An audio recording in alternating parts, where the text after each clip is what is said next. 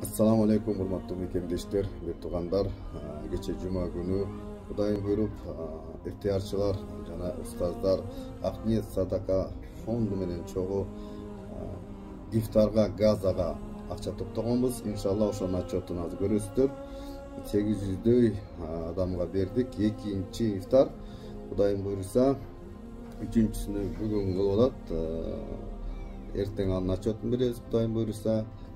Sizlerden sadakаңыздар, ehsanыңыздарды Аллах Таала кабыл кылсын, эбегейсиз кайтарып берсин.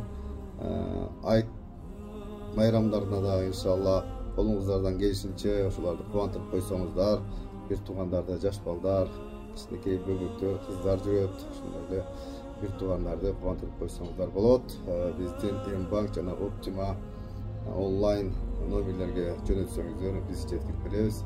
Амандыңыздарды Кудайым буйруса бир туугандар отчетту көрсөңүздөр болот. Аллах Таала эбегейсиз ыраазы болсун, аябай сонун.